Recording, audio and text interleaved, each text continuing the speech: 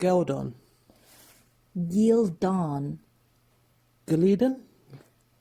Gildon. Gleeman. Yeah, that's what I said. Okay, try this. G. G. Il. Il. Don. Don. Gildon. Gleeman.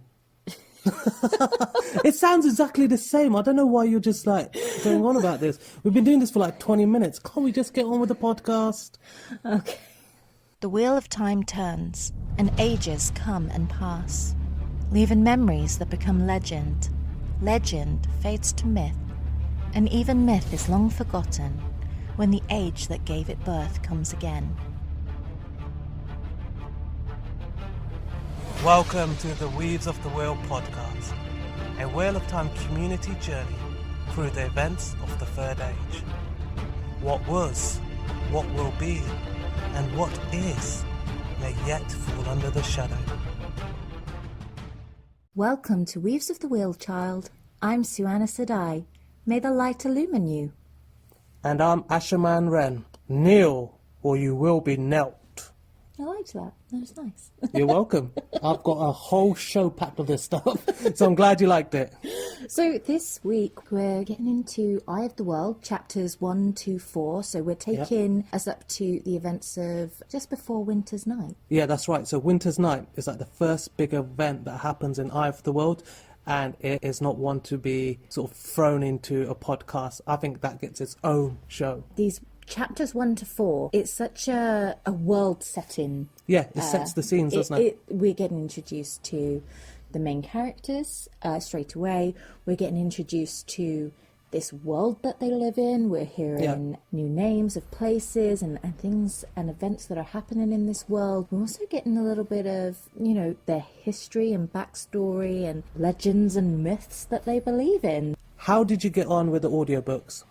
Okay, honest, I found it difficult to really get into. By chapter 2, I had switched off.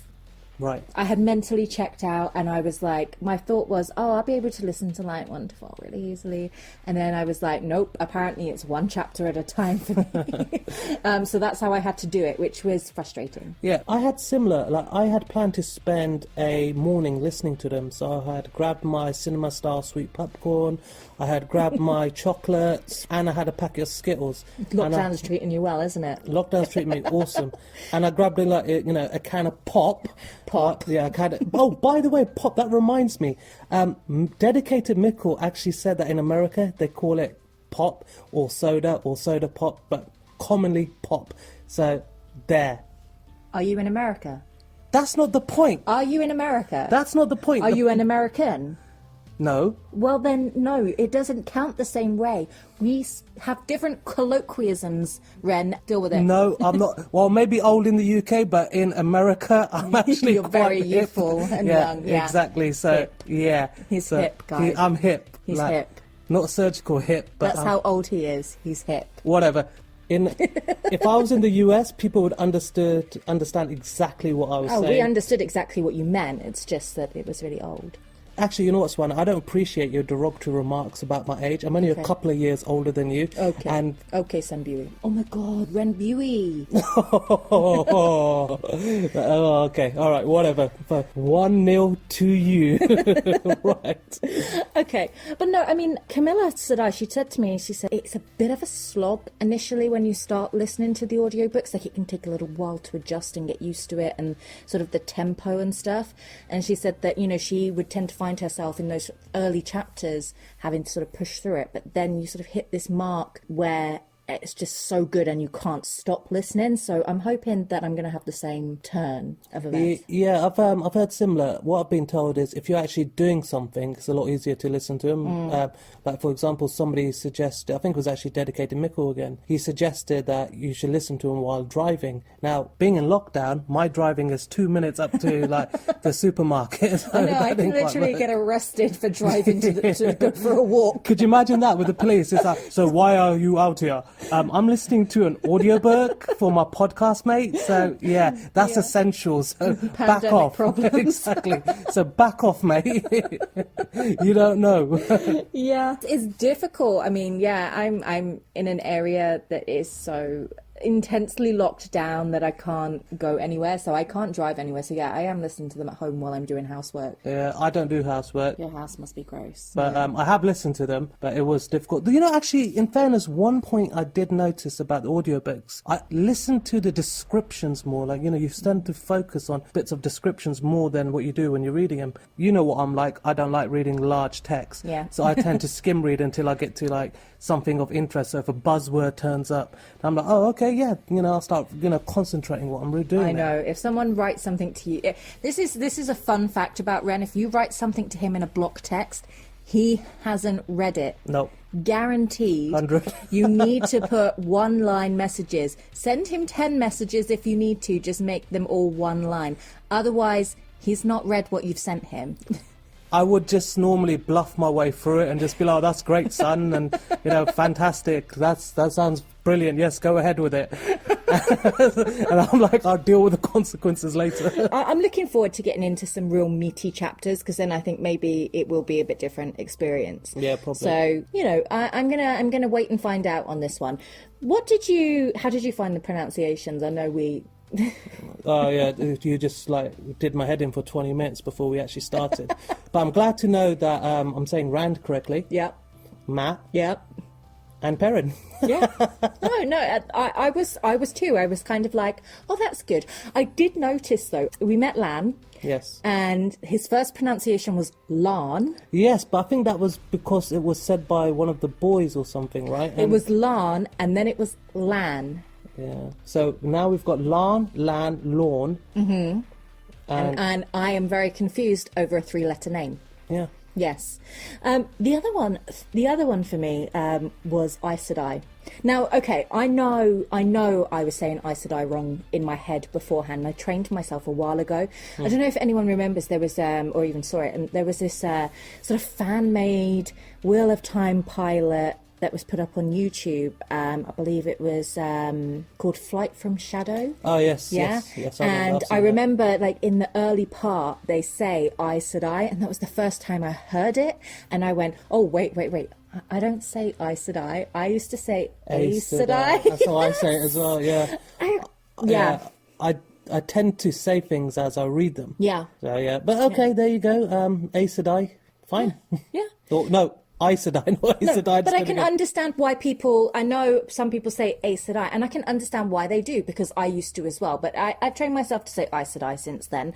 But it was a shock to my system. I'm glad it's one I managed to overcome in this. So I wasn't too surprised by any of the pronunciations in these early chapters. But I did notice that he said Tar Valon. Not Tar Valon. Tar Valon, right? Like Avalon. Tar Valon. I don't know. Tar Valan. It sounded very... I was like, okay, I wasn't aware of that one. The other one that threw me off was Lugard. And I think he pronounced it Lugard. Lugard? Yes. Lugard? I don't even know. Yeah. Lugard. And obviously, Gildan. Yeah, Gleedan. Yeah, that was a tough one for me as well. But do you know what? At least Tom was pronounced Tom and not Thom. So I'm kind of like really relieved on that one, because that was like a really major cause of stress. I was like, oh my God, what am I getting myself into? Oh, mate, you wait until you get to hear my Tom impression. It's gonna be fantastic, lad. But yeah, I think we should get into it, because we have got 4 chapters to summarise. So to start this podcast, the first half will be spoiler-free. And what we will do is we will break in the middle. And I will put up a little warning just to say what sort of level of spoilers you can expect in the next part, so you can determine yourself whether it's safe or not for you to continue. Okay, cool. Yeah. Sounds good. Okay, so let's start with a summary of Chapter 1. An empty road. An empty road. So, the empty road starts with the wheel of time turns, and ages come and pass, and the wind is rising in the mountains, and it's literal goosebumps with this, like, intro. It's so cool, and especially, like, I mean, reading it is one thing, but when you hear it start, I was just, like, instantly, like, okay, here we go. It brings you in straight away, doesn't it? It does. I was suckered in. But we start on this road, and we're in this sort of, like, thoroughly woodland type area, and we've got two men who are travelling down this road, pulling on a horse and cart, and the wind is blowing at their cloaks. And this is like a total scene setter moment. It's winter, apparently it should be spring, so it's really unnerving, and there's this creep factor. You know what, I have to stop you there. I don't think you're even getting to the most important part. Okay. They have apple cider, okay, and that is the key part, right? That's the, you don't even need, you know, in fact, we don't even need to talk. They didn't have apple cider, they had brandy. Apple brandy. I don't know if it was apple brandy, it was brandy. They're taking brandy. Yes, apple. I don't know if it's apple, but it was brandy. It wasn't cider. I swear it's not Somerset. It is. You know what? Pause. I'm going to check my book right now. Okay. Hold on. I know we said audio, but I'm going to check my book. There we are. 2 small casks of Tam's apple brandy. Brandy, thank you. But it was apple. But it was brandy. And it was apple. But it wasn't cider. I'm glad you said that. Rested in the lurching cart and 8 larger barrels of apple cider. Boom! You just got girl! 1-1. You just got educated. You know what? You should actually You should quit while you're ahead. Yeah, good point. Carry on. Okay, let me carry on with this. So, winter is still here. It's not coming. This one just isn't going. Okay? Yeah, this winter came and it stayed. It's supposed to be spring. It's really unnerving. These 2 guys are travelling down this road and they're leaving their farm for what we imagine is the first time in a good while. And there's not a joy to be leaving the farm. It seems more of a necessity kind of thing. It's one of those essential trips. Yeah, you know, you get this feeling because you've got Rand, Arrow, Nook, and, you know, he's constantly looking, and Tam's like looking on one side of the road, and are they going to get attacked by bandits, or, you know, what's going on? They're feeling a little bit creeped out. Now, apparently these 2 guys, they're called Tam and Rand, and Tam appears to be the father figure. Rand is an adult, but, you know, on the younger side. So we're I didn't get that impression. When I read that, I thought that Rand was like a youth. No, they say 2 men. Oh, okay. They say 2 men. It's not a man and a boy. So they're walking down this road, and the younger guy is he's peering through the trees. He's kind of, you know, they're on high alert. Yeah. And then through the trees, he sees this black cloaked rider upon a horse. And he is just staring at the 2 men on the road. And he's just, the hairs on the back of his neck start standing up. The spidey senses are tingling. And he can just sense this hatred just pouring from this cloaked figure through the trees. And Rand takes a little bit of a stumble, catches himself. And Tam is like, what happened? And Rand is like, look over there! Look over there, buddy. There's a guy over there. He is just like, look over there. There's a guy in the trees. When he's pointing there, there's no one there. There's nobody there. There's no one there. The man don't exist. He don't exist. And Tam is like, okay, are you sure you saw something? Let's go check some tracks. Yeah. It seems to be, you know, he says, you know, this is a day for the imagination taking over a bit. He senses there's a creep factor, morale's a little bit low. Yeah. Did you really see so? We can go have a look, but, you know, are you sure? Yeah, because, you know, they talk about how wolves have come down from the mountains and there's bears attacking as well. So, you know, they're on alert for, you know, lions, tigers and bears. Oh my.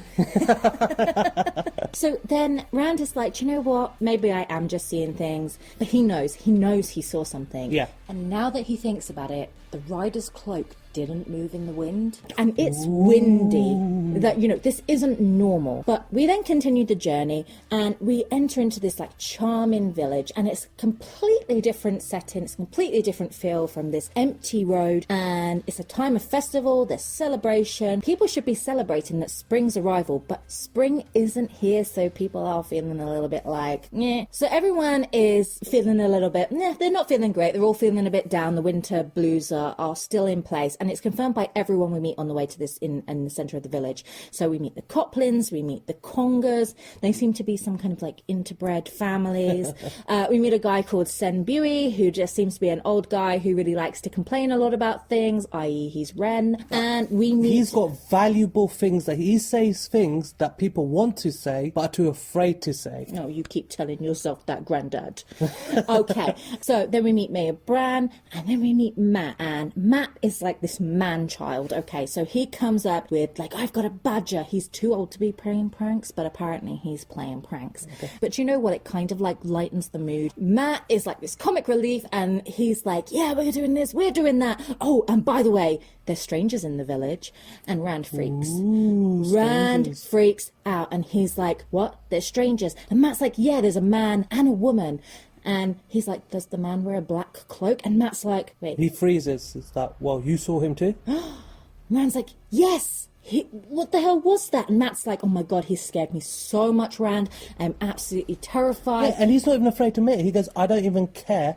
I was scared. Bruv. He was scared. He was really creeped out. But notably, he didn't say that he felt this hatred pouring from him. But he said he still really, really creeped me out. But Matt's like, no one's believing him whatsoever on this. So maybe now they will. But Rand's thinking, well, maybe my chances of people believing me are actually less likely now that you're corroborating my story, because right. You don't seem like the most reliable. Yeah, you're not the most reliable source. So we're then interrupted by Tam, who's like, hey guys, you're going to unpack this cart. And then you can see the Gleeman.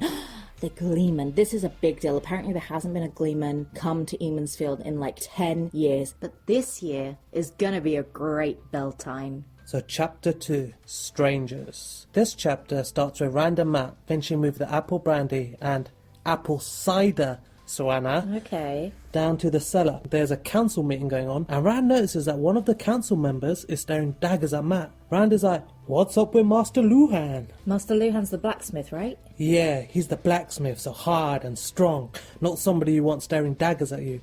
And Matt's like, ghost dogs. Rand's like, ghost dogs? Matt's like, yeah, ghost dogs. But not really ghost dogs. They are Master Luhan's dogs that are covered in flour. Rand's like, what? I told some of the boys there was ghost dogs to scare them. But when I covered the dogs in flour, they ran back to Master Luhan's house and covered it in flour. Mrs. Luhan went bonkers. Understandably. And chased Master Luhan out of the house with her broom. This is the best part, by the way. This is my favourite part of this exchange here. Matt's like, it ain't even my fault. She left the doors open. Classic, yeah. Classic. Then one of the youths of the village, Ewan, comes running to Rand and says, there are strangers in the village. Rand and Matt are like, you too. Oh, was his coat black? Did his coat move? Ewan's like, nah, his coat is green and brown, and she is fit, fam. Her name is Moraine. So her name's Moraine, yeah? Her name's Moraine. Yeah, I bet the Eamondsfield could do with some more rain for their crops. Oh, no. Nope. Nope. Okay. I don't even know what happens in chapter now. Yeah, oh, right. And the guy's name is Lan, or Lorne. You pick. Confusing. Yeah. Ewan then says Nynaeve don't like Moraine. She called her a child. Oh, that's not good. That's not good. Yeah, Nynaeve is not going to appreciate being called a child at all. It's like it's hard enough that she's a young person who has to have so much responsibility, and then it's like you get called a child as well. What we've heard about Nynaeve so far, yeah, she doesn't take kindly to nonsense. Anyway, so then we meet a raven. A black raven, chilling, watching and listening to the stranger banter. And Matt's like, I don't like this bird looking at me and judging me. So he throws a rock at it. The raven just steps to the side like Neo from Matrix, like, what? Have you seen a bird do that? And then we hear a voice. A vile bird, it says. And the raven says, squawk, and flies off. Enter Moraine. She looks graceful, ageless, and is wearing the finest garms. She then is like, I need some help with things, and gives them all a coin for their services, and says to Rand and Matt, there's a bond between us now. Rand then addresses the Lopar in the room and says, hey Moraine, why are you here? This place sucks. I'm a collector of stories, and this is an area of great history. Of great history. The boys are like, for real? Nothing ever happens here. Hence ghost dogs and badger in a sack. Moraine has that smug Aes Sedai look and says, you'd be surprised. Yeah, and then, do you want to read that passage, Suana, like from the book? As the wheel of time turns, Moraine said, half to herself, and with a distant look in her eyes, places where many names, men, where many faces, different faces, but always the same man. Yet no one knows the great pattern the wheel weaves, or even the pattern of an age. We can only watch and study and hope. Wow, that gave me chills. So anyway, so we pick it up as she leaves, and out of nowhere, this man appears and follows her. This guy's Lan, and is a proper geezer. He has a sword and a grey, green, brown cloak. He looks like the type of guy you want on your side in a tavern brawl. The Ked Ipwin then says, that geezer could be a warder. Matt and Ran start laughing and say, don't be a flaming twat. Warders stay up north fighting Trollocs. Epwin then says, yeah, but he could still be one. Matt says, dude, warders wear gold armour. Did he have gold armour on? No, so he isn't a warder. That guy is a straight up geezer. The chapter then ends with Rand and Matt looking at their coins, which is worth a lot. Enough to get a horse and still have some change. Welcome to Club Cheddar. But they decide to keep it to remember their bond with Moraine. And then you hear some rabble and commotion, and there's a fellow riding down the road. Enter the Peddler. And that brings us on to chapter 3. So yeah, like you said, the Peddler has arrived. He's being drawn by 8 horses with a big giant cart. 8 horses. He's kind of a big deal, and the villagers they're all gathering, and they all want the tea, among other things, but they're really thirsty for news. Like, they're in this little isolated village, and finally we get to meet Perrin. Yes. So Perrin is Rand and Matt's friend. He appears to be of the same sort of age, and he's quite like big built, stocky guy. He's like the sensible one. He seems to be the sensible one. And he's like, hey guys, having a good bell time. And the Peddler calls for silence. And he's obviously a little bit of a showman. Like, you can see that he's going to give them the news, but he's going to tease them a little bit about it. Have you had a bad winter? Has it been tough for you guys? Well, it's nothing. You think that's bad? Well, it's bad everywhere. There's wolves everywhere. You don't have it bad at all. There's people who would love to have it as bad as you do. It's worse out there. It's much worse than just a late spring. Yeah, and he then goes on to say, like, in the borderlands, they will call the weather you're having here summer. Yeah, so, it's a heat wave. Yeah, so get over yourselves. But then Senbiri steps up and he's like, okay then, so what's worse? You know, he's going to bite. And this Peddler is like, I'll tell you what's bad. Dun, it's dun. war. Dun, dun, dun. And false dragons. And he can channel. What? And the Aes Sedai have left Tarvalon. No way. I do know, he said too casually, that he can wield the one power. The others couldn't, but he can channel. The ground opens beneath his enemy's feet, and the strong walls crumble at his shout. Lightning comes when he calls and strikes at where he points. That I've heard, and from men I believe. And that is like, whoa. What does it mean? Like, what is the one power? Like, for me as a reader, I'm like, what is the one power? But he says the war is in Gleeman? It's in Gildan, and that's maybe not too far, and they are shook. So people start shouting for more information. They're yelling at the Peddler, they're yelling at each other, they're yelling at the council, and Matt's in the background like, this is amazing, I'm having a really great time.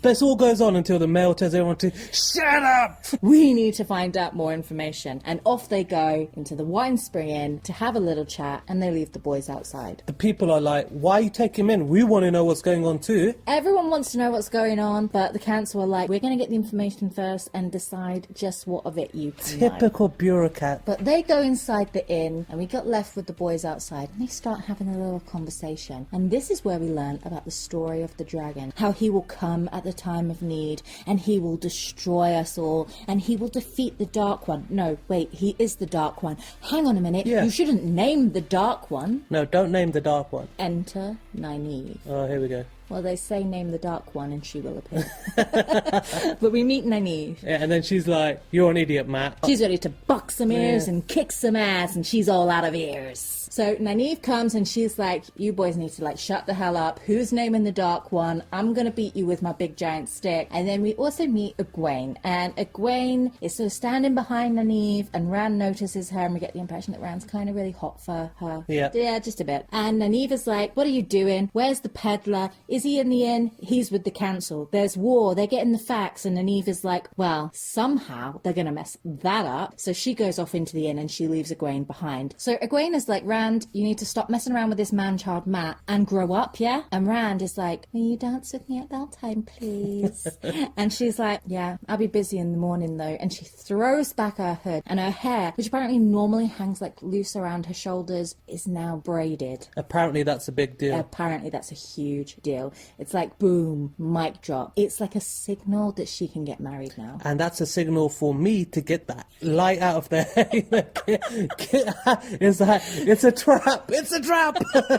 But she's kind of like, yeah, I might not get married though. I kind of want to be a wisdom. And Rand is like, yeah, but Nynaeve is like, she's super young and she's going to be like the wisdom forever. And she's like, okay, Rand, I'm going places. I'm not staying in this village, and there's plenty of other places I can go and be a wisdom. So Rand, who we guess had planned to marry this girl at some point, has just had his world like shook. But he's interrupted by his mates, you know, Matt like throws an arm over him, who's like, Perrin got a coin too, and he saw the rider. Apparently, Perrin is like a way more credible source, and he told the blacksmith, and the blacksmith is now like walking around with like his biggest hammer. He's on high alert. Yeah, he's like, I'm ready to like smash something. Yeah, and Egwene, you know, Matt didn't like try to be quiet about this. He's obviously excited. He's a very excitable person. And Egwene is like, what are you talking about? And so they tell her, and she's like, you guys are so dumb. People ride horses, Rand. You know, it's not a big deal. That's dumb. You're idiots. Grow up. Stop causing panic and fear. People ride horses. But while she's yelling, they are interrupted by this old man being chased out of the Wine Spring Inn, and he is covered in his cloak of patches and colour. And now we get into chapter 4.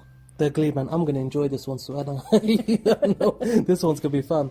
So chapter 4, The Gleeman. The chapter starts when an old spry man in a colourful cloak is being chased out the inn. He's not best pleased with it and is like, what type of backward inbred place is this? Some bellow with a stick threatened to hit me. Rand and Egwene are like super embarrassed, and they say that's the wisdom. The guy's like, wisdom? She's too young and she'll be out flirting with the boys. Ew. Rand and Egwene are like, don't let her hear you say that, man. Rand then asks, yo man, do you know about the war? Gleeman's like, war? Bruv, that's old news. Even them peeps in Baelor know that. And trust, they know nothing. And this is where he says that iconic line to her. And do you want to just read that? In wars, boy, fools kill other fools for foolish things. Your Gleeman impression's better than mine. I don't like that. Thank you.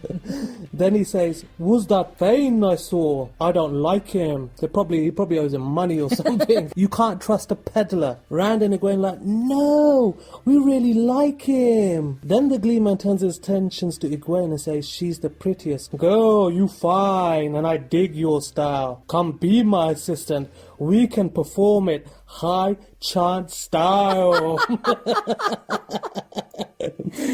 That's wonderful. I love that. Carry on.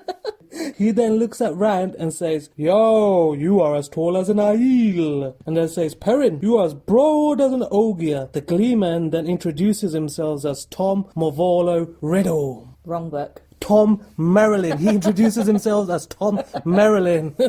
Tom then notices a crowd gathering, and being the showman he is, begins to do some flips and juggles, and as he's flipping, and then all of a sudden Tom freezes mid-juggle. Lady Moraine has appeared. Tom does a bow like he recognizes her and says, forgive me, you're not from around here. And she's like, no. They have a back and forth, and then says, the world is a dangerous place for strangers. And walks off. There's a little bit of hint that there might be some recognition here, right? Yeah, it does seem here Tom recognizes something in Moraine. He is either impressed to see a lady in this place, or there's a familiarity. We're not sure. Yeah, not yet. Then the council leaves the inn, and Nynaeve, who should be flirting with boys, is screaming at the mayor that she doesn't like Moraine and Lan. And the mayor responds, I like them. I do. They don't yell at me. Right? So the boys then ask Tam for the deets, and Tam says, just some information on battles, nothing too important. Matt then says, battles interest me. Yeah. Tam and Rand are then going to head back to the farm. Before they leave, Matt, Rand and Perrin agree that they're going to find some other lads who saw the rider and then go to the mayor. As they are travelling, Tam then asks Rand, who else saw the rider? Rand has a moment of relief, like, you know, a big weight's lifted off his... You believe me now. Yeah, oh. Yes. And he feels like a weight's lifted off his shoulder. And then it's this nice little passage which sort of encapsulates what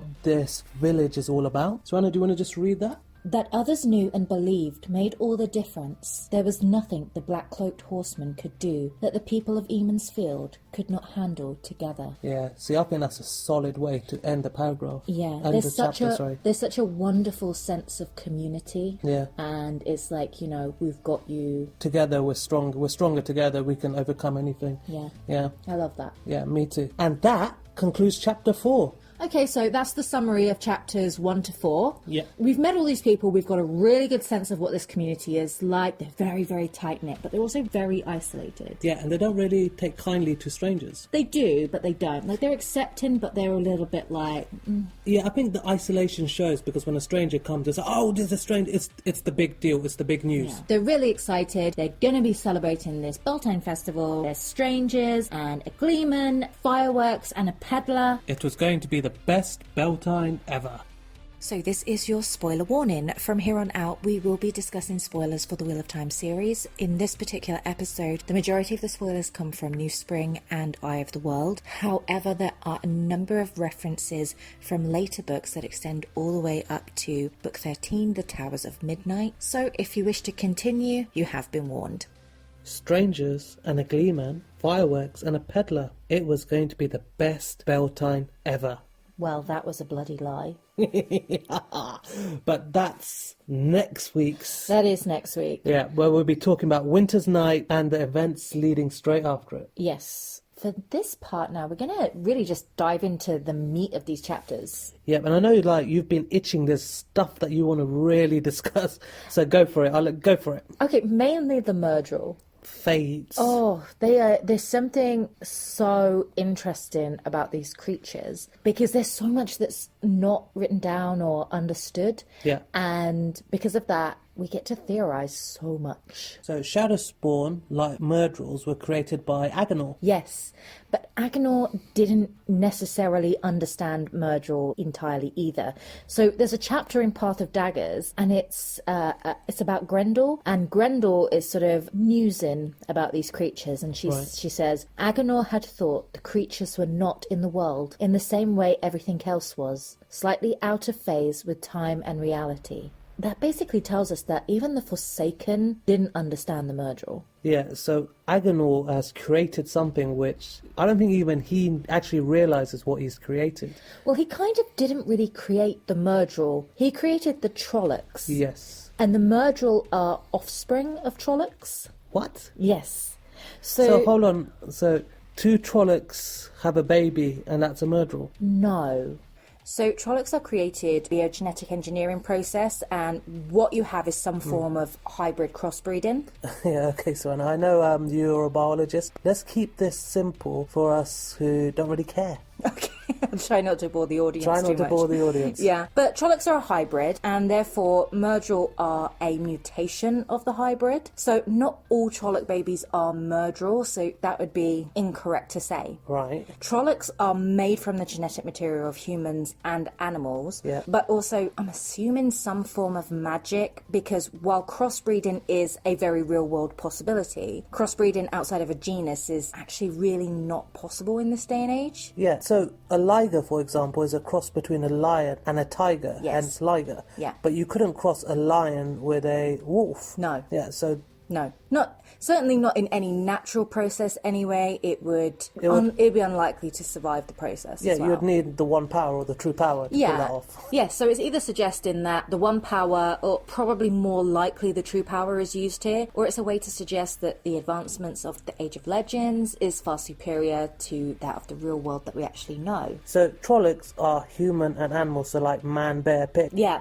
just like man, bear, pig. Exactly that. Yeah, so they are hybrids, and Myrddraal are described as the offspring, but they're basically a mutant variant of that. Oh, right. So it's one where the human trait of the Trolloc is much stronger, or has become much more apparent. It's rare, but it's a totally plausible outcome of large-scale crossbreeding. Yeah, and I suppose if you extrapolate that into the real world, it's like when you have family members who all have brown eyes, but then you have the one kid who has where the light colour. blue-eye trait the blue-eye trait has come reared through. itself again. Yeah, it's exactly that. But furthermore, this mutation just seems to carry some unexpected traits. So Myrddraal are actually connected to the power, and that's really unusual because Shadowspawn actually can't channel or sense or connect to it in any way. Because they're outside of the natural cycle, you know, they were made in a lab, so to speak, and the power is actually a natural phenomenon that occurs via natural breeding. Right. The shadow spawn just have no connection to the one power in any sense. Right. However, mutations are totally natural. Yes. That's a thing. That's evolution. That's evolution. So it seems that in some way the power is finding a way to present itself here in this mutation. I have even heard that there are theories that suggest that the human stock used in the initial experiments was perhaps that of a channeler.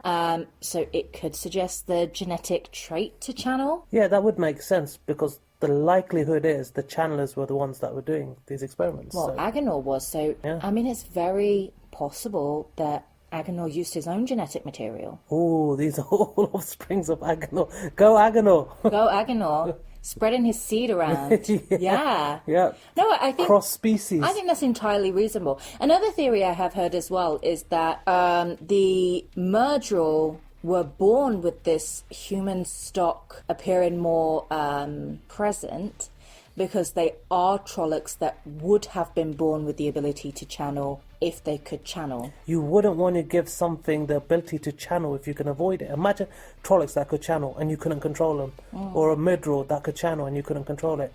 That's just asking for trouble. But there's so much you could explore with this. Okay, so it's not a human and a Trolloc reproducing. That's not happened, because That would be terrible. Because I'm not gonna lie to you, there's been instances where I've woken up in the morning and I'm like, uh-oh.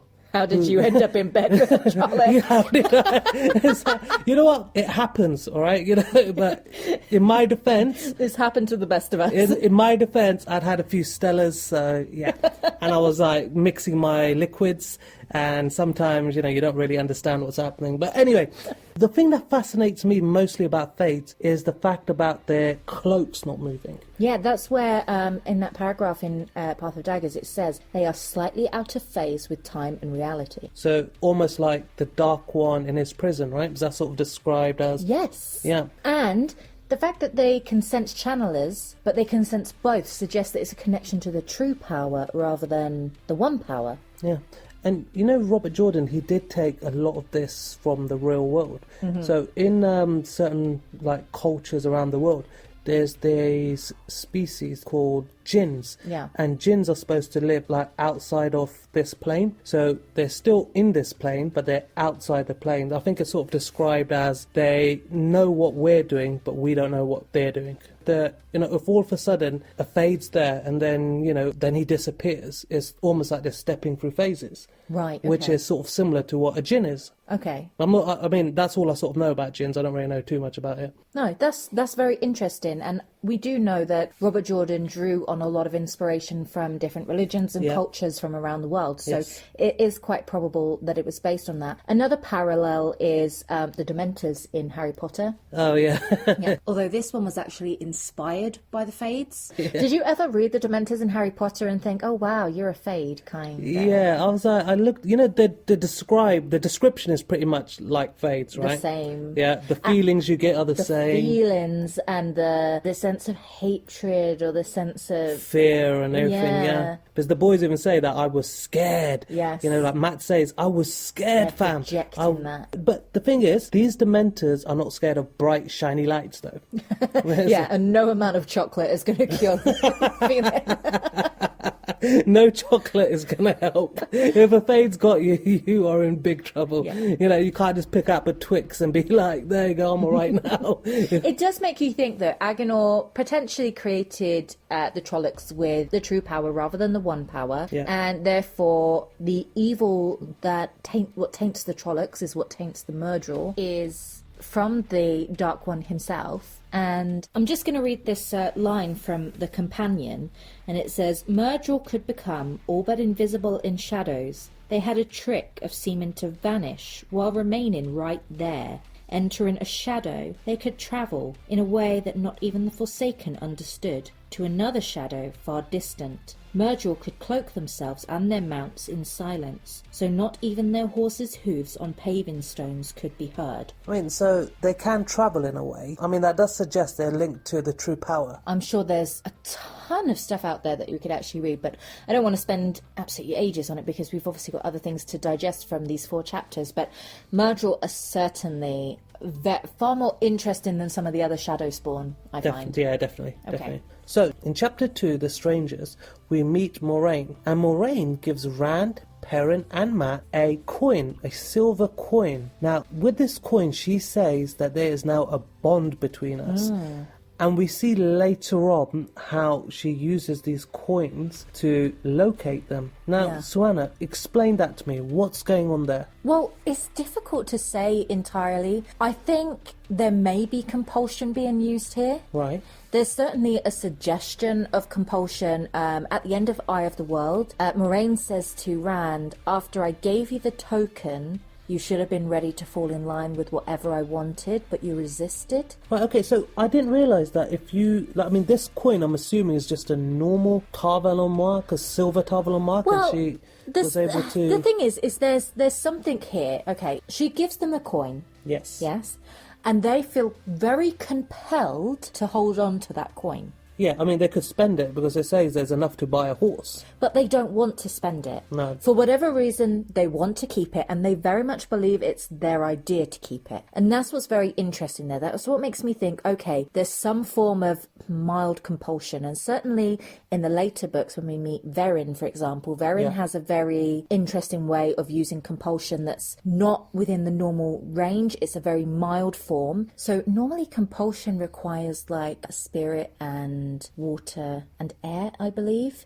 I have no idea. But Verin's form of compulsion required the use of all 5 powers. Right. But her form of compulsion was also very, very mild. The person you used it on had to be very susceptible to you, had to be very trusting of you. Right. It certainly wouldn't work on anybody. And so it could be that Moraine has learned this form of compulsion and is using it in this instance. Okay, I mean, we don't know. I mean, they don't really go into it. And we don't know. the other thing All we have is that... Is it compulsion? That's the other thing. Like, Is it compulsion? The token itself, I don't believe is causing the compulsion. The token in itself, I believe, may be either a certain terangrial that is trackable, or more likely something called a finder weave. It's basically just a weave of spirit, and it's quite similar to the water bond, but you can actually place this weave on objects, and you can track those objects. Right, so like a Find My Phone app, right? Yeah, it's exactly that. So she could then track where the boys are with these coins, and that seems like it's a very, very likely thing, but I do think it's more than just that. I do not believe the finder weave on its own would make the boys go, oh, I don't want to spend this, I must keep this. You know, one thing that's occurring to me is that Aes Sedai are told that compulsion is, you shouldn't use compulsion, basically. Absolutely. But it seems like every Aes Sedai uses compulsion. Is it like... There are loopholes everywhere. You make your own form of compulsion and you can use that one. You just don't use the bad forbidden one. This is why you can't trust Aes Sedai. Can't trust them. It's like what you think you hear isn't actually what you hear. It's like, are you going to put compulsion on me? Absolutely not. Because in their head... They're not going to put that form of compulsion on you. It's like, I'm not doing compulsion. This is more of a persuasion. A suggestion, a persuasion. Perfect. Yeah, perfect. That's what it is, isn't it? Absolutely. The other thing is, meeting Moraine, how did Moraine get to the 2 rivers? Yeah, that's a very good point. Like, you know, I mean, if you look back at New Springs, she's recently been raised to Aes Sedai. She has heard that foretelling by Guittara. Yeah, Guittara. She meets Lan and bonds Lan. And then it's like they're just travelling around. They're on a mission. Yeah. So how do you go from all that and just end up in this backward village in the middle of nowhere? You know, like, how does that happen? Well, one thing Moraine had as an advantage was that list of children that were born in the area on that day. So she had sort of like a 10-day period lists that she had access to. Oh, so God, I hated that part in New Springs. I swear, I just couldn't get past that part. I hate that part. It's like, it's so boring. So she had this list and she was certainly working from those. So she would have been ticking names off for a very, very long time, eliminating as many possibilities as she could. However, we know it was also a time of war. It was the end of the Aiel War. So there was so much that was unaccounted for. There were so many people that may have had children and left immediately, as is in the case of Rand, that never actually went to collect the coins from the White Tower because they were already long gone. Right. There are things, however, this is a very interesting point. She says, I'm a collector of old stories. Yeah, and being an Aes Sedai, you've got to sort of take that as the truth. That is the truth. Yeah. There's no hidden meaning in that. We can take that as gospel. So we understand that she has been track and tracing this child for so long. Now, there is actually a line in the, I don't know if I'm going to say this right, the Carethian cycle in the prophecies. Right, yeah. So it says, on the slopes of Dragonmount shall he be born, which Moraine knows. Yes. Born of a maiden, wedded to no man. Now, a maiden suggests an Aiel. Yes. Yes. He will be of the ancient blood being the Gen Aiel. Right. And raised by the old blood. Now, in the later chapters, we hear the story of Manithrin and how Manithrin is the old blood. So that's how she's come to be in Eamon's Field. So Taisha Manithrin. Yes. So we know she's been tracing this. All the things in between we're unsure of. We do know that Robert Jordan was planning on writing 3 prologues. So New Spring was the first of 3. Right. However, sadly, we didn't get the other 2. And that's a shame. Big shame, But we do know she has narrowed it down to these 3 boys in the 2 rivers who are born 10 days apart. Yes. Right. We know she's limited it down to these 3 boys. She has had a conversation with Nynaeve. That's how she pissed off Nynaeve. Yeah. But she did have a conversation and she was able to dig out enough information that these 3 boys, Matt, Perrin and Rand, were born 10 days apart. So they fit her window. So that's why those are the 3 that get the coin and those are the 3 that she's most interested in. Yeah, you know, like later on in the books, you have people that can see Ta'Veren. Yes. Do you think Moraine had a bit of that? I don't think Because so. look, there's so many boys that age, right? But yet she narrows it down to these 3. I do not think it's Ta'Veren. I think it's hard work and research. I think she has worked hard. I don't think it should be undermined by a plot fixer. I mean, at the end of the day, Ta'Veren is this Deus Ex Machina. I never even heard of that term before. I thought you were ordering something. I thought, yeah, okay, I'm going to order the same then once we get off the podcast. What is it, chicken? But I don't think it does her a service to say that she solved the unsolvable just because of Ta'Veren. I truly believe she worked hard, she did her research, she studied her arse off, and I believe that she, got to the place where she needed to be and she got her reward at the end of the day. And that's what it comes down to. I disagree. I think what happened was Rand, Perrin and Matt were meant to leave 2 Rivers, and I think Ta'Veren kicked into place and she just happened to be drawn in. Basically, I just reckon Ta'Veren did it. I don't think it was her hard work. I think literally she got lost and they came to this village because it was bell time. They're like, why don't we just stop here for bell time and then we'll get back on the search, and Absolutely, then there you go. You are so wrong. And also, you know what, another thing that's been bugging me, right, is I don't like how the women in Emond's Field, 2 Rivers, bully the men. Well, they shouldn't be such light-blinded fools then. Like, that's a bit harsh, isn't it? I literally sympathise with every woman in the You meet the Congo lad, Wit Conga, and he's like expressing how the wisdom is like being abusive, she needs to chill. And then his wife comes out, Daisy Conga, and she's like, well, you could cook your own food and clean your own sheets. It's like, what? Where's that necessary? Then you got Master Luham, who he's the big man, he's a blacksmith, and Mrs. Luhan's like beating him up with a broom and he's scared to go home, right? And then you got Nynaeve like shouting at the mayor. It's basically just the women of Emond's Field are just... I understand what you're saying. However, you're looking at it like the guys haven't done anything wrong. Well, how is it wrong when you just... Nynaeve is not being irrationally angry. Yes, she is. No, she's not. She's constantly being told that she's too young and she needs to go and get laid because then she won't be so angry. But it's like... And doesn't she chill out afterwards? But do you know what? Any woman being told, hey, you just need to go and get laid is going to get really angry. Okay, all right, Nynaeve aside, because I've sort of got a soft spot for her anyway. But what about Daisy Conga, right? What about about Mrs. Luhan? But it just seems to me that that's a general thing in... What, bully the men? It seems to me like it's a very general thing for the women to be told that, hey, you know, you're so pretty, maybe you should just go and flirt with the boys, rather than actually being taken seriously for their talents and their capabilities. And at the end of the day, you cannot argue this. Nynaeve is an incredible healer. She is far more advanced than any healer they've ever had. I'm not disputing the healing. And yet she's being told by a Gleeman who doesn't even know her that she just needs to go and flirt with some boy rather than actually do what she's really, really good at. It's undermining her potential. I'm sorry, you've just taken this in a completely different tangent. No, right? I've just corrected you. No, you haven't. You haven't corrected nothing. All I'm saying is that, you know, some of the women just need to chill. I mean, Nynaeve doesn't have to call the mayor an idiot. You don't know what actually provoked that kind of reaction. Yeah, but he's the mayor. She doesn't need to call him that in front of people. You know, she doesn't need to whack people on the head. And nobody's questioning her healing. All the comments are coming from her, like saying that we're going to have a short winter. And then when they ask her what's going on, I'm why sure have we still that's got winter? just the thing that day. Oh, we're annoyed about this. Another day it's something else, and they are questioning her healing because they're questioning her healing? All of them. They're saying she's too young to be a wisdom. Too young to be a wisdom does not mean you can't heal. It's saying that you're not good enough to do this job. No, I disagree. Yes, it is. I disagree, right? And hear me out. They are referring to in this instance is if there was somebody who was a few years older, they would respect and talk calmly and articulate their points better than threatening to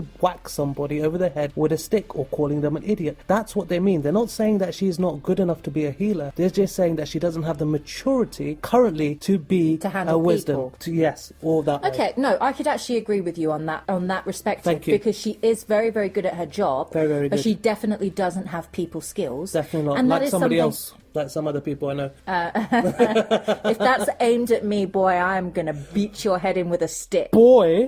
Why are you calling a boy? But I do understand, because there is a youth and naivety about her that she does get angry rather than being actually able to handle people a certain way. And that's something that does come with Asian experience. So, yes, I will give you that, but the rest of it you're completely wrong on. Let's move on to chapter 3. I'll take that. Yeah, let's move on to chapter 3. So we meet Egwene in chapter 3. Yes, we do. We do, and we meet Nynaeve in chapter 3 as well, but we've heard an awful lot about Nynaeve at this point that we feel like we already know her anyway. But Egwene, she has a very long braid, and apparently that's a very, very big deal. The braid is? Yes. Okay. So the braid means that she can get married? Oh, yeah. Sorry, I've got to actually go. It's like, oh, damn. But so this is in the Two Rivers. This is a tradition that women, when they turn a certain age, they wear a braid. They can braid their hair. They can braid their hair. Okay. This is a great honour to be able to braid your hair.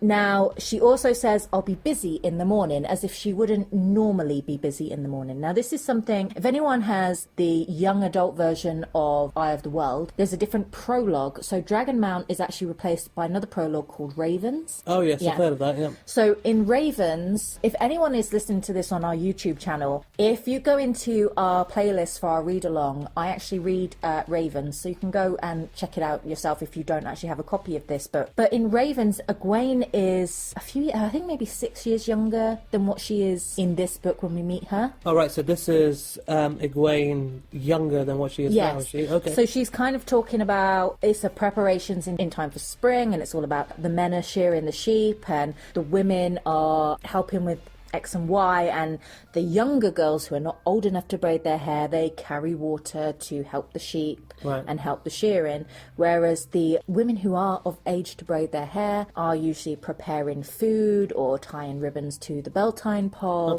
etc., etc. So there's certain responsibilities that come when you're allowed to braid your hair.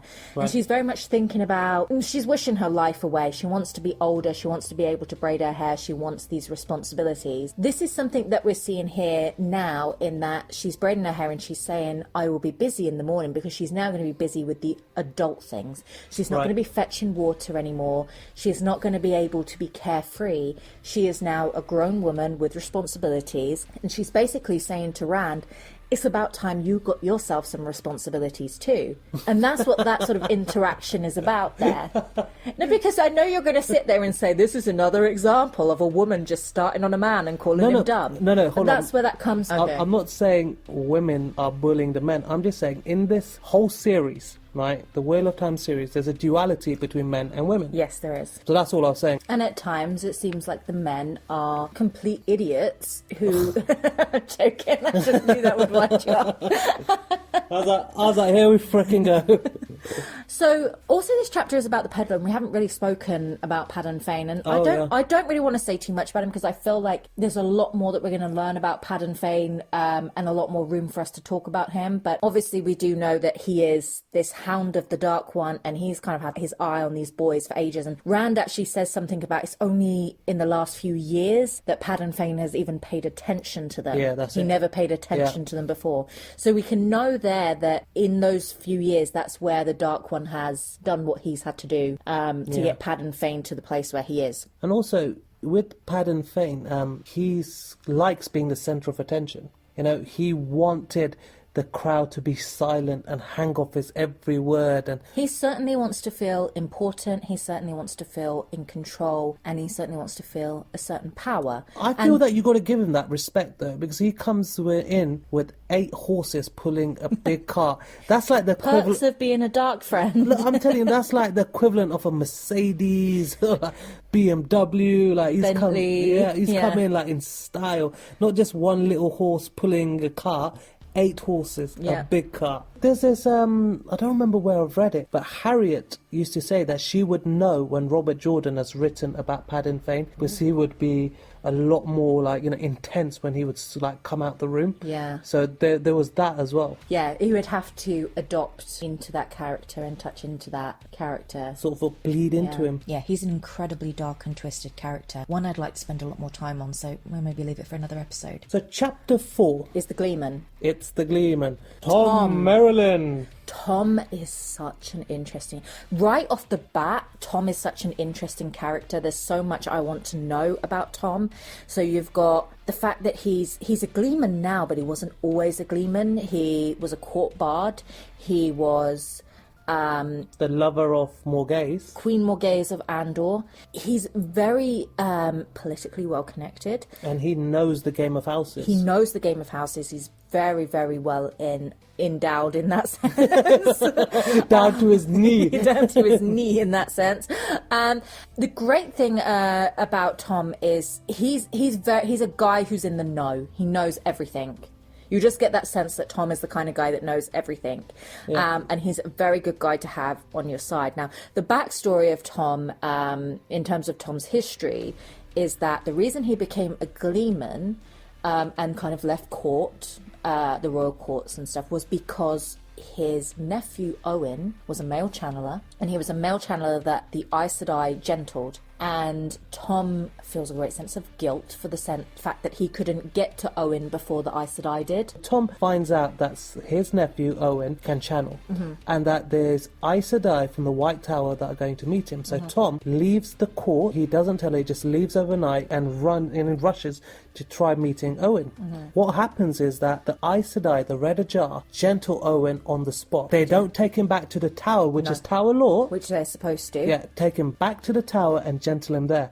And that's where Tom's problem comes in. Morghese basically call him a traitor and sentence him to death, so he had to run. A guy goes to rushing to save his family, and a woman wants to sentence him to death for that. Well, that's not about a woman, that's about a queen, and that's very different standards. Queen still, though, isn't it? It's like the dude goes to save his family. Oh, I completely empathise with Tom here. But I'm just saying that's you can't compare a woman to a queen, because, queens generally are outrageous and outlandish and ridiculous. So, we've all met Elaine. Women aren't like this. Yeah. But the other interesting thing about Tom isn't the best guy. People love Tom. People are always like, Tom's great. He's such a good guy. I don't think he is a good guy. There's certainly things about Tom that are highly questionable. Right. For example, he has killed 2 kings. Allegedly. He's the real kingslayer. Yeah. But allegedly, it can't be proven. He has killed 2 kings. He tends to find himself in some very shady situations. I mean, he says right here in this chapter, did I see Paddon Fane in there? He knows who Paddon Fane is. Now, Paddon Fane is seriously like deep in the deep dark web of dark friends. Oh, come on, no. And no. yet Tom knows who he is. Tom knows who he is. You can't disagree with that. It says so in the books. Yeah, he didn't. He it knows says who in Tom, the books. Tom knows who Paddon Fane is. Yes, but you've got to how? understand. I'm about to explain it to you, right? Paddon Fane is a peddler. So peddlers are always out and about, right? Mm-hmm. They're going to village to village. Tom is a Gleeman who go to villages. So you got to imagine that if they cross paths. Correct. That's it. There you go. You've answered it for yourself. No, I'm just asking you if that's what you're suggesting. That's what's happened. It's like, you've probably, Tom's probably been performing at an inn and Paddon Fane's turned up because, paths cross. Paths cross? No, that's... And you don't know. There might have been travel companions at one point because, safety in numbers and all that. Again, I'm not denying that, but I do think it's quite shady that he knows who Paddon Fane is. I suppose at least the good thing is that he says Paddon Fane is not a good guy. But then, to be completely fair, all dark friends hate each other anyway. They're not exactly the nicest bunch. No, they want to always trying to. There, isn't it? Yeah, exactly. There's something about Tom that's a little bit off, and certainly there's the incident in Whitebridge where he gets attacked by a Murdrel but somehow survives. Now, Murdrels have Thakandar blades, which are basically poisonous. If you get hit by one, if you get cut by one, you're gonna die. Unless you get healing from an Aes Sedai, you're gonna die. I think that's what happens though, doesn't it? It says that he got healed by an Aes Sedai at the last minute. It doesn't. I'm pretty sure it did. No. But anyway, he got a says limp that out of it. He's limping because of it. There's a hole there. Whether it's an intentional hole, and also there's something very, very interesting. The first time we hear Lan talk, one of the first things he says is that he doesn't trust Tom. Now, Lan is an excellent judge of character. Don't you say he's married Nynaeve, because I will hit you. But he is an excellent judge of character, and he knew right there that something wasn't quite right about Tom. I'm just saying, it could very well be a red herring early on to make you think that. Certainly, that's something that a lot of authors do. Or Lan's a geezer. Or it could be that Robert Jordan initially intended for him to be a dark friend, but saw how popular he was and maybe changed his mind. Okay, look. I'm just putting it out there. I understand, and, to a certain extent, agree with some of the bits that you said. Now, you don't have to walk completely in the light, and if you're not walking completely in the light, it doesn't make you a dark friend. Like, you can still be a dick, but, be a nice, but not worship the devil, per se. It doesn't matter. It's like, I could be... I know that guy. I could be like robbing people, I could be murdering people, but I draw the line at worshipping the Dark One. So that doesn't mean he's necessarily. But that still makes you friend. an evil person. It doesn't if you're make murdering people, you're an evil person. It's not evil if it's self-defense, right? I'm pretty sure both these kings were stabbed in the back. I don't think it was self-defense. But you don't have any proof that he killed them. But it's allegedly. No, allegedly. He did. He admits that he does. He did it. Okay, then explain this to me, right? If he killed these 2 kings, Morgaise's husband at the time, Taringel. that guy, was Moraine's cousin, from what I understand. Uncle. No, that was a cousin. Uncle. Okay, uncle, cousin, whatever. They were related. He kills... Taringel. So he kills Taringel, and that's Moraine's cousin, uncle, whatever. Uncle. Yeah, whatever, right? And if he did actually kill this person, Moraine knows this. So why would Moraine get in bed with the person that's killed one of her family members? Because in Kareen, that's probably like a huge turn on. They play the game of houses in their sleep. This isn't the Sean Chan, man. Come on. I'm telling you, they play the game of houses in their sleep. This isn't high blood Sean Chan I'm pretty sure style. that it's probably really sexy to do something like that, and it's probably a major turn on. Okay, I'm glad you said that. So you agree that Moraine gives into her basic urges, right? I think she got trapped in the Tower of Genji for God knows how long, and probably did have some urges. Well, no. But I also don't agree with the Tom and Moraine relationship. I disagree with I that think as well. it was completely forced. I don't think it made any sense whatsoever. And to be completely honest, they would have rather have seen a relationship between Moraine and Suan. And yeah, Is there a relationship between them? Well, they were pillar friends, and I would have very much liked to have seen them meet up again, and maybe thered be something there. I just think that would have been far more believable. I hope they touch more on that in the actual TV show. I'm sure you do, yeah. I'm sure you do. I'm all for the pillow friends. Guy. I'm all for the pillow friends. I'm like, elaborate on those scenes if you want to. But speaking about Moraine and Tom, without going into the details of their relationship, let's talk about them here in this chapter. They know each other, right? Well, I think that Tom recognises her as an Aes Sedai. I think that Tom recognises her not only as an Aes Sedai, but also as Moraine de Modred. No. And I also think that she recognises him as Tom Merrilin, someone who has been in the courts. No. Okay, I'm going to tell you why I think this. Tom knows the Game of Houses. Tom is politically well connected. He was in Camelin at the time and probably in Korean as well at the time. He would have known, therefore, the name, at least, Moraine de Modred. He would have known that. If he killed the uncle, you can bet he knows the entire family tree to find out what the risks are, because he's a smart guy. So he would know Moraine de Modred. He would know that name. And okay, I'll give you that. He would also know that she went to the White Tower. He would also know that she became an Aes Sedai, and he would also know that she would become an Aes Sedai of the Blue Ajar. He would know these details because he's a guy in the know. No, that's way too much.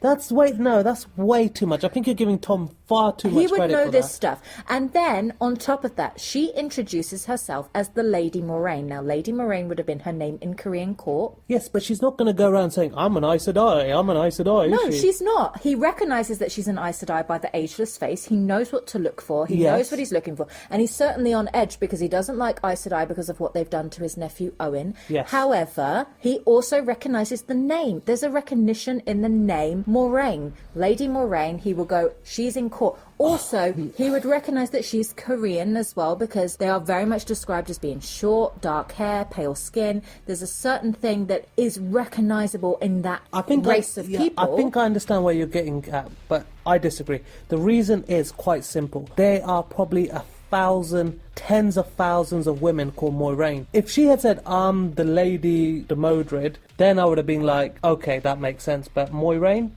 Nah.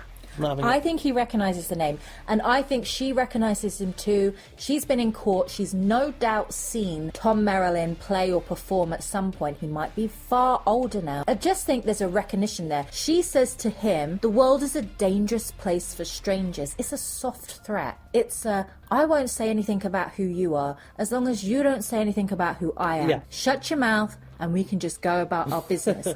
That's what it is. So that does suggest that not only am I telling you, don't say who I am, but also I won't say who you are in exchange. There's just subtlety in the words there. Certainly the first time you read it, you don't pick it up. But the second time, you definitely do. And I will fight you on this because I just really believe that they do know each other. Okay, you know what? Let's just put this out to the comment. What do you guys reckon? Do you think that there is a personal acknowledgement and understanding between the two, that Tom and Moraine actually know one another? Or do you think it's just Tom seeing that she's an Aes Sedai and Moraine threatening him, saying, yo, don't expose who I am? You guys decide. I personally think he recognises she is an Aes Sedai, and that's it. Well, I think that's it. Well, I'm glad to say that this one's coming to an end. Oh, thank God. Yeah, you've been so difficult with this one. It's like, it's not been a pleasure, I tell you that. But before we go, I just wanted to congratulate Asherman Valant for reaching rank of, well, Asherman. Congratulations. And That came out very strange. And I'd also like to welcome Oceana into the Black Tower. Yes. We look forward to your progress. That's going to be one to watch. I agree. Well, obviously, we have a new Amberlin with Helena, a new Keeper of the Chronicles, Alina Sedai of the Blue Ajar. And we have to congratulate the new Mistress of Novices, Kahira Sedai, and the new Mistress of Accepted, Areli Sedai. Also, Lorena Sedai of the Green Ajar has been raised to Captain General. Yes. So congratulations, everybody. That's awesome. We've got some really, really big news this week. Lots and lots of things happening over a Wheeze of the World. And also, the reason why we couldn't record last week was because we were doing all this. We were so busy doing all of this. But back to our regular scheduled programming. And thanks so much for listening. next week we will be reading chapters Winter's Night Winter's Night and Into the Aftermath. Woods. Yeah. Into the Woods, yeah. So Winter's Night and Into the Woods. That should be awesome. I'm And looking we'll forward be- to those. We'll be breaking that down. I guess we're going to meet some Trollocs. Or a particular Trolloc. Or a particular Trolloc. This is going to be fun. Okay, so until the wheel of time turns, May the light be with you.